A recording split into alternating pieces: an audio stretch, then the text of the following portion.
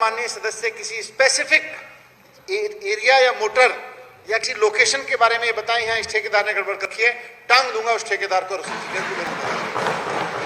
बर्दाश्त नहीं करेंगे। हमने कोई रिश्तेदारों को ठेके थोड़ी दे रखे, हमने कोई इंजीनियरों से रिश्तेदारी थोड़ी बना रखी है। अगर कोई इंजीनियर किसी ठेकेदार से गड़बड़ी करवाएगा या कोई ठेकेदार गड़बड़ी करेगा इस तरह की, तो ये केजरीवाल जी की सरकार है, खा जाएगी, कच्चा चबा जाएगी अगर कुछ इस तरह की चीजें। तो भ्रष्टाचार करेगा, ये केजरीवाल की सरकार है, उसको कच्चा चबा जाएगी। मैं कहता हूँ भ्रष्टाचार में तो तुम लगे हुए हो, तुमको चबाना पड़ेगा, जनता तुम्हें चबाएगी। अगर हिम्मत है तो ये काम देखिए, किस ठेकेदार को आप चबा सकते हैं। चबा सकते हो आप उनका कमीशन, खा सकते हो उनका कमीशन, किसी ठेकेदार पर आप उंगली नहीं उठा सकते। सत्येंद्र जैन PWD मिनिस्टर था, आज वो जेल में है, किस कारण से है आप लोगों को पता है, उसके भ्रष्टाचार के कारण वो जेल में है। भ्रष्टाचार यहाँ जो नीचे जिसको ये बोलते हैं रोड़ी, ठीक है, वो मेटेरियल नहीं डाला गया यहाँ, इसके पत्थर की जो मजबूत रोड़ी होती है उसकी बजाय इन्होंने मलबा डाल दिया नीचे। जो पहाड़ की कच्ची मिट्टी होती है, पत्थर महंगा है, वो मिट्टी जो मलबा है वो डाले, वो सारा का सारा बरसात में धंस गया। कंपैक्शन ठीक से इसकी कुटाई नहीं हुई। अगर काम आप ठीक नहीं करोगे तो हालत यही होगी।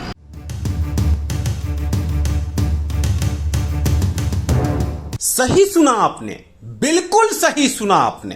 करप्शन पे लगातार और धारदार हमला करने वाले दिल्ली के उप मुख्यमंत्री शायद अपनी ही पार्टी के विधायक और मंत्रियों की कार्य प्रणाली से दूर हैं। शायद अपनी ही पार्टी के विधायक और मंत्रियों के कार्यों के विषय में नहीं जानते, नहीं तो इतनी गर्जना के साथ इन शब्दों का इस्तेमाल तो नहीं करते, नहीं तो सच में यहाँ के ठेकेदार और इंजीनियरों को अपनी कथनी के अनुसार उन पर कोई ठोस कार्रवाई जरूर करते और एक उदाहरण भी प्रस्तुत कर देते करप्शन के खिलाफ। लेकिन विधानसभा में बोलना बेहद आसान है, लेकिन उन्हीं के विधायक क्या कार्य करते हैं इस पर निगरानी रखना शायद थोड़ा सा मुश्किल जरूर है। और आम आदमी पार्टी के राजनेता और आम आदमी पार्टी के सरकार में काम करने वाले जेई और आम आदमी पार्टी से चुनकर जाने वाले क्षेत्रीय राजनेता और आम आदमी पार्टी की सरकार में काम करने वाले अधिकारी किस कदर से काम करते हैं, इसका एक उदाहरण देखना हो तो जरा इन सड़कों को बड़ी ही तसल्ली बख्श और गौर से देखने की कोशिश कीजिएगा। ये वो सड़क है जो सड़क लगातार चिक चिक कर गवाही देगी कि आम आदमी पार्टी की सरकार में, दिल्ली की सरकार में किस कदर से विकास कार्य किए जा रहे हैं। आखिर कहां ऐसे इंजीनियर होंगे जिनकी बनाई हुई सड़कें 2 महीने में ध्वस्त हो जाए।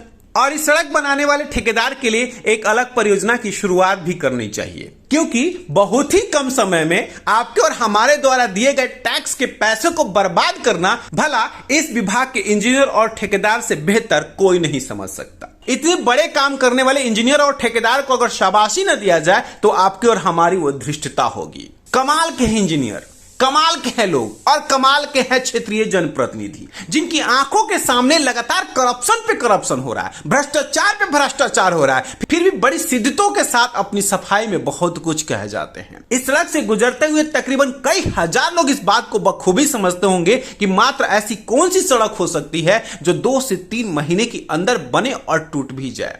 अब इस मामले को थोड़े ढंग से और विस्तार से समझने की जरूरत है। ये सड़क बेहद महत्वपूर्ण सड़क है, नजफगढ़ से गुड़गांव की तरफ जाती है, जिसमें दिनपुर और छौला को जोड़ती है। लेकिन दिनपुर मोड़ से लेकर के नजफगढ़ के BDO ऑफिस तक की सड़क की दुर्दशा कुछ ऐसी है कि शायद जिसे शब्दों में व्याख्यान ही नहीं किया जा सकता।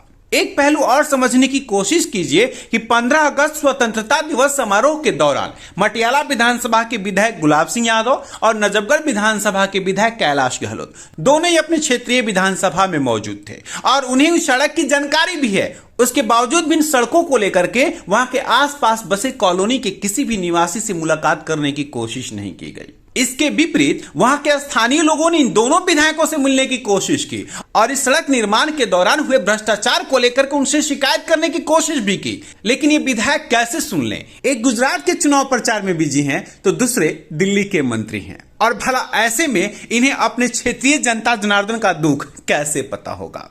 गलती तो शायद उन जनता जनार्दनों ने की है जिन्होंने शायद इन्हें अपने विधायक के तौर पर चुन लिया और शायद इस उम्मीद पर चुन लिया कि एक विधायक के तौर पर ये उनके दुख को दूर करेंगे और विकास कार्यों की कुछ यूं नदियां बहा देंगे कि सबसे आदर्श विधानसभा में उन्हीं के विधानसभा का नाम गिना जाएगा। अन्ना आंदोलन की मुहिम को सच मान लिया इन्होंने। इन्हें क्या पता था कि आंधी की हवा में जीतने वाले ये क्षेत्रीय जनप्रतिनिधि अपने क्षेत्रों में विकास कार्य नहीं विनाश कार्यों की तबाही मचा देंगे। भला ऐसा कहां हो सकता है जो सड़कें सिर्फ 3 महीने में ध्वस्त हो जाए? अमेरिका ने परमाणु बम से जापान के हिरोशिमा और नागासाकी को बर्बाद कर दिया। रूस भी यूक्रेन की कई शहरों को लगातार तबाह कर रहा है। चाइना भी ताइवान पर आंखें तड़े रहा है। नॉर्थ कोरिया से सब लोग सहमे हुए हैं कि न जाने कब वो बर्बादी का मंजर खड़ा कर दे, लेकिन भारत में तो आलम कुछ और ही है। इंद्रदेव की कुछ बरसात से करोड़ों की सड़कें तबाह हो जाती हैं। और भला इसके लिए दोष किसे दें?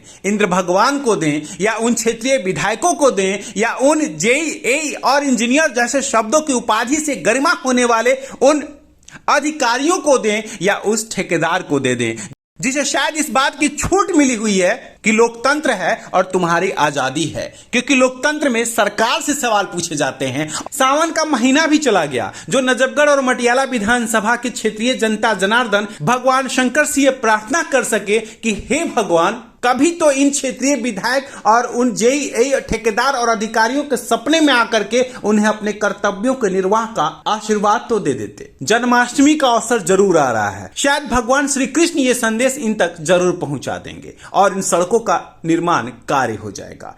आम लोगों की समस्याओं का समाधान हो जाएगा। मनीष सिसोदिया जी का बयान है, आप देख सकते हैं कि सड़कों का सुदृढ़ीकरण किया जाएगा, सौंदर्यीकरण किया जाएगा, वर्ल्ड क्लास की सड़कें बनाई जाएंगी। मैं ये कहता हूँ कि वर्ल्ड क्लास की बनाने की बजाय हमारी जो दिल्ली क्लास की थी वो दिल्ली क्लास की ही रहने देते, उससे अच्छा था। लेकिन इन्होंने चारों तरफ भ्रष्टाचार का आलम है। ये दिल्ली सरकार के पीडब्ल्यूडी विभाग द्वारा मार्च में इसका निर्माण कार्य शुरू किया था और मई में इसका काम कंप्लीट हुआ था, जनता के लिए खोल दी गई थी। और आज आप देख रहे हैं कि जून में ही इसकी पहली बरसात में ही हालत इतनी ख़राब थी, ये चलने लायक नहीं रही। यहाँ की जनता इतनी परेशान है, आप देख रहे हैं धूल के अंबार उड़ रहे हैं, गाड़ियों के पट्टे कमानी टूट रहे हैं। महिलाएं अगर कोई भी इस ई रिक्शा में होती है और हमारी कोई बहन प्रेग्नेंट है तो उसको कितनी कठिनाई होती है। आप ये सारा का सारी व्यवस्था देख रहे हैं। पैसा लगा के कुछ नहीं, पहले रोड आरसीसी का बनना था, यहाँ ऊपर से फिर काला रोड माल डल के बनना था।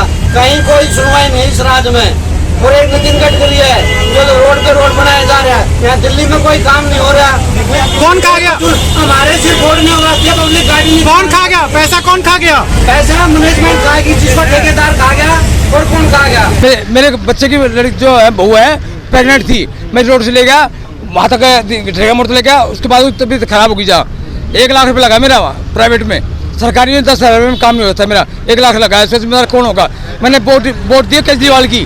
सनियारी है, मैं छावला में रहता हूँ और इधर रोशनपुरा में लाइब्रेरी में आता हूँ। ठीक है। एक्चुअली ये प्रॉब्लम पिछले 2 महीने से बहुत ज़्यादा है, जब से बारिश स्टार्ट हुई है।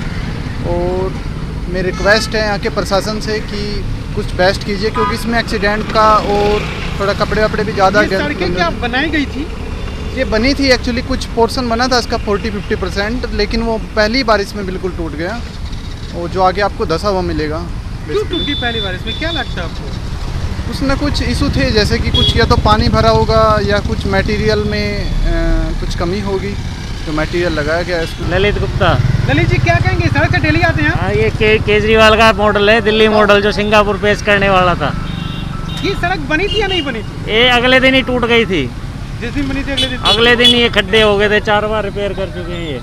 काश ऐसा होता। हर बात पे सर्वे कराने वाली आम आदमी पार्टी अपने क्षेत्रीय विधायकों को लेकर के भी एक सर्वे करा लेती और उनके विकास कार्यों का जायजा ले लेती। दिल्ली ब्रेकिंग के लिए अनुज मिश्रा की रिपोर्ट।